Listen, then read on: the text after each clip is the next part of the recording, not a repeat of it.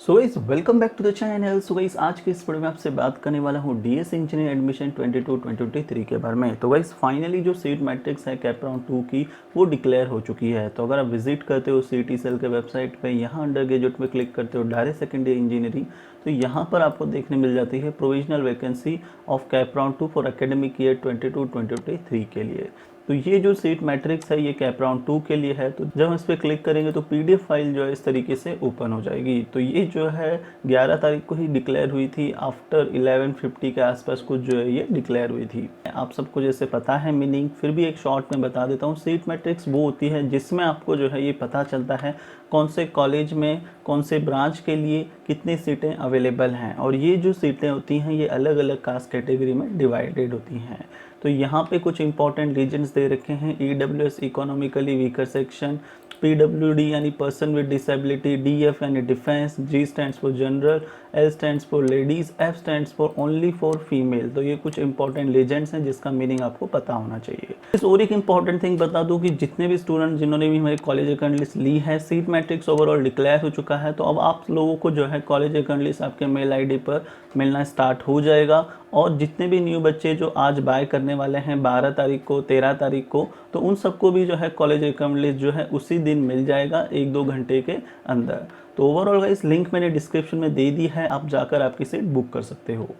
अब हम यहाँ पे बात कर लेते हैं एक एग्जांपल के लिए। तो जैसे ये इंस्टीट्यूट कोड एंड नेम है, तो ये जो है 1002 ये इंस्टीट्यूट कोड है, government college of engineering Amravati ये कॉलेज का नाम है। अब इस कॉलेज के अंदर जो है चॉइस कोड है वो है 1002191110 जो कि सिविल इंजीनियरिंग ब्रांच है। तो यहाँ पे आगे हमें स्टेटस देखने मिलता है। ये जो कॉलेज है ये गवर्नमेंट ऑटोनोमस है, तो यहाँ पे 0 सीट्स हैं, ईडब्ल्यूएस के लिए भी 0 है, ऑर्फनेज के लिए भी 0 सीट्स हैं।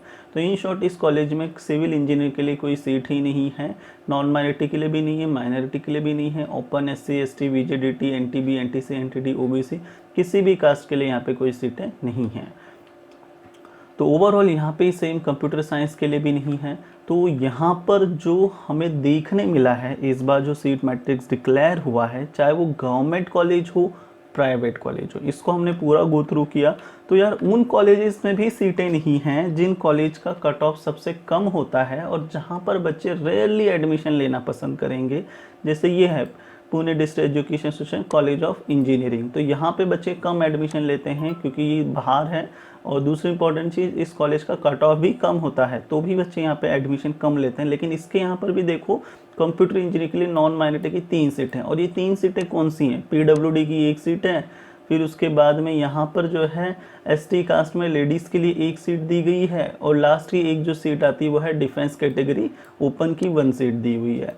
तो इन शॉर्ट जो सीटें हैं वो हैं ही नहीं। तो ओवरऑल कोई भी कॉलेज अगर आप देखते हो specifically computer IT mechanical in branches के लिए आपको सीटें देखने नहीं मिलेंगी। आपको मेजॉरिटी ऑफ हर जगह 0-0 सीट देखने मिलेंगी, और अगर कहीं पर है तो वो 1 सीट है, 2 सीट है, वो भी जो है आपको पीडब्ल्यूडी डिफेंस के लिए देखने मिल जाती है। पॉइंट अब यहाँ पे ये आता है कि सर फिर हमें एडमिशन मिलेगा या नहीं मिलेगा। ओवरऑल अब हम जो आपको कॉलेजेस दे रहे होंगे उसके अंदर जो 0 सीट्स हैं वो इंक्लूडेड होंगी या नहीं होंगी। तो ओवरऑल आप सबके दिमाग में भी क्वेश्चन आ रहा होगा कि भाई अगर यहाँ पे 0 सीटें हैं इन शॉर्ट कंप्यूटर आईटी के लिए, तो हम कॉलेजेस का नाम डालें या नहीं डालें, क्या करें? तो ओवरऑल इसके लिए आपको टेंशन लेने की ज़रूरत नहीं है। अगर आप ऊपर आते हो यहाँ पर, तो यहाँ पे क्या लिखा है, candidates are advise to fill the 0 vacant choice code as the vacancy might be generated dynamically.